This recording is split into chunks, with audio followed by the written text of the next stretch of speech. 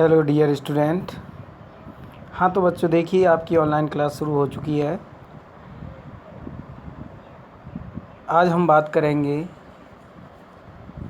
इकाई फर्स्ट भूगोल एक विषय के रूप में। हम भूगोल का एक चैप्टर है, पहला चैप्टर भूगोल एक विषय के रूप में, इसी के बारे में हम बच्चों आज बात करेंगे। तो देखिए, भूगोल एक विषय के रूप में, क्योंकि अब तक आपने जो 10th तक पढ़ा था वो भूगोल एक सामाजिक विज्ञान के जो विषय हैं उसके रूप में पढ़ा था। आज 11th में हम पढ़ेंगे भूगोल को एक विषय, यानी भूगोल एक अलग विषय बन चुका है और इसको हम एक विषय के रूप में अध्ययन करेंगे। तो देखिए बच्चों, हम बात करते हैं आगे। थोड़ा सा इसको जूम कर लेता हूँ बड़ा, तो ताकि आपको दिखाई दे। पहला चैप्टर है। तो देखिए बच्चों,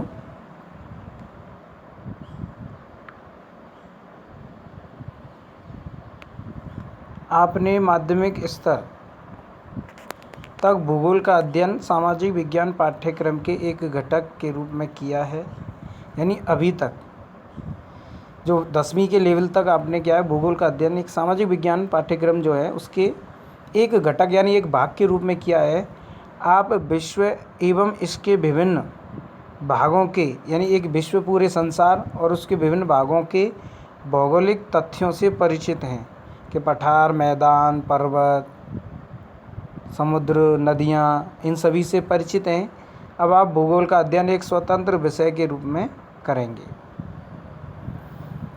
तथा पृथ्वी के भौतिक वातावरण, जो प्रकृति के द्वारा बनाया गया वातावरण है, जैसे वायुमंडल है, वर्षा है, तापमान है, और मानवीय क्रियाओं, जो मानव क्रियाएं करता है अपने जीवन यापन करने के लिए, बहुत सारी क्रियाएं करता है, कार्य करता है, एवं उनके अंतः प्रक्रियात्मक संबंध के विषय में, यानी भौतिक वातावरण से मानव किस प्रकार से संबंध रहता है, जुड़ा रहता है और अपनी क्रियाओं को करता है, इसके विषय में हम जानकारी प्राप्त करेंगे।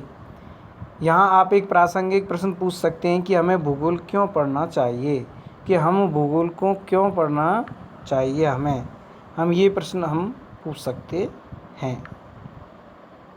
तो देखिए बच्चों,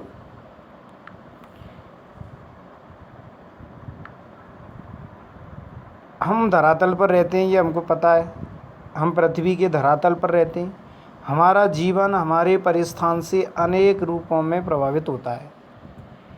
यानी हमारा जो जीवन है, प्रकृति के साथ में हम रहते हैं तो उन सभी से प्रभावित होता रहता है। जैसे सर्दियों में हमारा जीवन प्रभावित होता है, हमें ठंड लगती है, गर्मियों में गर्मी लगती है, बरसात में हम भीगते हैं।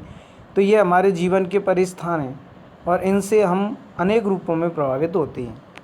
हम निर्वाह के लिए, यानी अपना जीवन जीने के लिए, अपने आसपास के संसाधनों पर निर्भर करते हैं। जो आसपास के संसाधन हम उन्हीं का यूज करते हैं। आदिम समाज आदिम यानी प्राचीन काल का समाज अपने भरण पोषण के लिए, अपने पेट पूर्ति के लिए, पोषण के लिए प्राकृतिक निर्वाह संसाधनों जैसे पशुओं एवं खाद्य पौधों पर आश्रित था। समय बीतने के साथ हमने तकनीकों का विकास किया तथा प्राकृतिक संसाधनों, जो प्रकृति से हमें प्राप्त संसाधन है, जैसे कि भूमि है, मृदा है, जल का उपयोग करते हुए अपना आहार यानी भोजन उत्पादन प्रारंभ किया। तो बच्चों देखिए, मानव ने प्राकृतिक संसाधनों का उपयोग किया है अपने विकास के लिए और तकनीक का विकास किया है। तो उन्हीं संसाधनों का उपयोग करते हुए मानव ने ये विकास किया है। हमने अपने भोजन की आदतों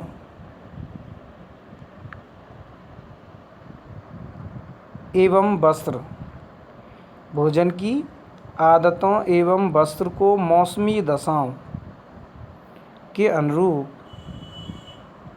समायोजित किया है। अपने भोजन की आदत और वस्त्र मौसम के अनुसार बदला है। जैसे सर्दियों में हम ऊनी कपड़े पहनते हैं, गर्मियों में हम सूती कपड़े पहनते हैं। ध्यातव्य है कि प्राकृतिक संसाधन आधार तकनीकी विकास भौतिक वातावरण के साथ अनुकूलन एवं उसका परिष्करण। तो प्राकृतिक संसाधनों का आधार क्या है, मानव के द्वारा तकनीकी विकास क्या है। भौतिक वातावरण के साथ अनुकूलन मानव करता है, हम करते हैं, गर्मी के साथ में अनुकूलन करते हैं, सर्दी के साथ में, एवं उसका परिष्करण भी करते हैं। सामाजिक संगठन, समाज का संगठन तथा सांस्कृतिक विकास में विभिन्नता पाई जाती है। मानव के प्रत्येक क्षेत्र में भिन्नता पाई जाती है, चाहे वो सामाजिक संगठन हो या सांस्कृतिक विकास हो। तो भूगोल के एक छात्र के रूप में आपको धरातल पर भिन्नता वाले सभी तथ्यों के विषय में जानने की उत्सुक होना चाहिए। जब आपको भूगोल पढ़नी है और भूगोल के आप एक छात्र हो, तो आपको ये करना चाहिए कि धरातल पर पाए जाने वाली भिन्नता के जितने भी सभी सत्य हैं, उन सत्यों के विषय में जानने की उत्सुकता होनी चाहिए। आप विविध प्रकार की भूमि एवं लोगों से परिचित हैं, फिर भी समय के साथ होने वाले परिवर्तनों को समझने में रुचि रखते होंगे। भूगोल आपको विविधता समझने में तथा समय व स्थान के संदर्भ में ऐसी भिन्नताओं को उत्पन्न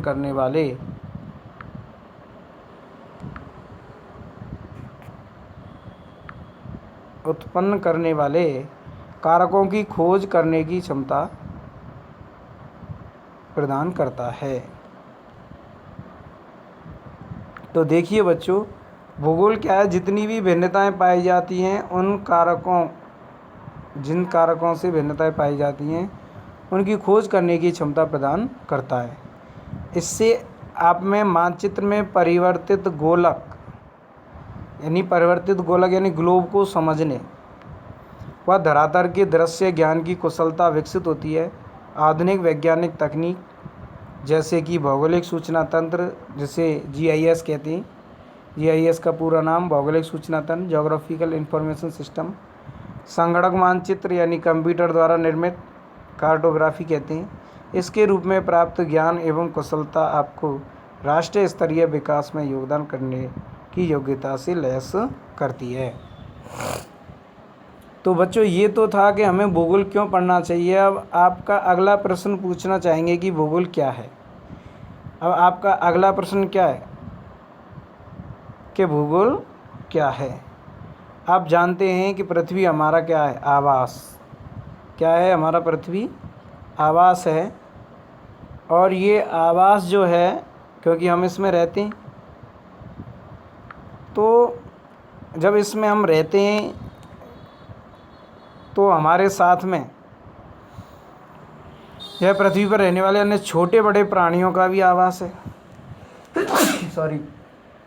यानी पृथ्वी पर रहने वाले छोटे बड़े जितने भी प्राणी हैं, उनका भी आवास है, ये हमारे साथ में, वो भी रहते हैं। तो पृथ्वी की सतह एक रूप नहीं है। पहली बात तो पृथ्वी की सतह कैसी है? एक रूप नहीं है, एक समान नहीं है। इसके भौतिक स्वरूप, जो प्रकृति ने जो स्वरूप बनाया है, उसमें भिन्नता है। इस हमारी धरती पर यानी पृथ्वी पर पर्वत, पहाड़ियाँ, घाटियाँ, मैदान, पठार, समुद्र, झील, रेगिस्तान, वन एवं उजाड़ क्षेत्र मिलते हैं। यहाँ सामाजिक एवं सांस्कृतिक तत्वों में भी भिन्नता पाई जाती है। इसके बाद देखिए बच्चों,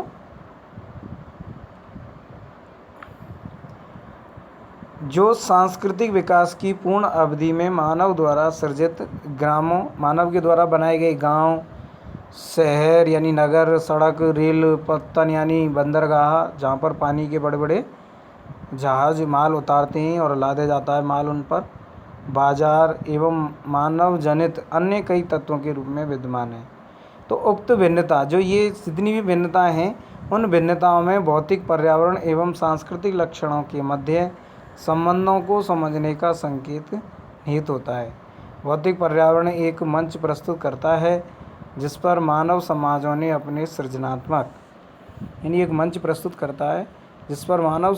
अपने सृजनात्मक क्रियाकलापों का ड्रामा अपनी तकनीकी विकास से प्राप्त उपकरणों द्वारा मंचित किया है। अब आप पहले पूछे गए प्रश्न भूगोल क्या है का उत्तर देने के सक्षम प्रयास कर सकते हैं, क्योंकि भूगोल में ऐसी बहुत सारी भिन्नताएं पाई जाती हैं। उन भिन्नताओं के बावजूद भी मानव प्रकृति के साथ में समायोजन करे हुए है, अनुकूलन करता है। तो अत्यंत सरल शब्दों में ये कहा जा सकता है कि भूगोल पृथ्वी का वर्णन है, सर्वप्रथम भूगोल शब्द का प्रयोग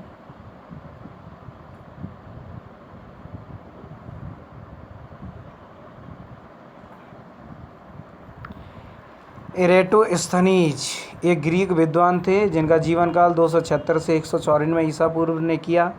यह शब्द ग्रीक भाषा के दो मूल जियो यानी पृथ्वी एवं ग्राफोस यानी वर्णन से प्राप्त किया गया है। अगर दोनों को एक साथ रखने पर इसका अर्थ बताना है तो बनता है पृथ्वी का वर्णन करना। जियो माने पृथ्वी और ग्राफोस माने वर्णन करना, अर्थात भूगोल क्या है, ज्योग्राफी क्या है बच्चों, पृथ्वी का वर्णन करना। पृथ्वी को सर्वदा मानव के आवास के रूप में देखा गया है कि मानव कहाँ निवास करता है, पृथ्वी पर। तो पृथ्वी को ज़्यादातर क्या है, मानव के आवास के रूप में देखा गया है और इस दृष्टि से विद्वान भूगोल को मानव के निवास के रूप में पृथ्वी का वर्णन परिभाषित करते हैं। आप इस तथ्य से परिचित ही हैं कि यथार्थता बहुआयामी होती है। जो वास्तविकता होती है उसके बहुत सारे आयाम होते हैं बच्चों, तथा पृथ्वी भी बहुआयामी है, यानी पृथ्वी के भी बहुत सारे आयाम हैं। इसलिए अनेक प्राकृतिक विज्ञान हैं इसमें, जैसे भौमिकी है, मृदा विज्ञान है, समुद्र विज्ञान है, वनस्पति शास्त्र, जीवन विज्ञान, मौसम विज्ञान तथा अन्य सह विज्ञान, सामाजिक विज्ञान के अनेक सहयोगी विषय जैसे अर्थशास्त्र, इतिहास, समाजशास्त्र, राजनीति विज्ञान, नृविज्ञान यानी मानव विज्ञान कहते हैं इसको, इत्यादि धरातल की वास्तविकता के विभिन्न पक्षों का अध्ययन करते हैं। तो ये बच्चों अनेक सहयोगी विषय हैं सामाजिक विज्ञान के, जिनके माध्यम से हम धरातल की वास्तविकता का अध्ययन करते हैं। भूगोल अन्य विज्ञानों से विषय वस्तु यथा विधि तंत्र में भिन्न है, परंतु साथ ही अन्य विषयों से इसका निकट का संबंध है। भूगोल सभी प्राकृतिक एवं सामाजिक विषयों से सूचनाधार प्राप्त कर उसका संश्लेषण करता है। आज के लिए बच्चों धन्यवाद। बच्चा जो मैंने पढ़ाया उसको ध्यान से समझना इस वीडियो को। आज पहला दिन है आपका और ज्योग्राफी की आप नोटबुक बना लेना, फेयर कॉपी, और जो मैं क्वेश्चन आंसर आपको भेजूंगा उसको आप अपनी कॉपी में नोट कर लेंगे।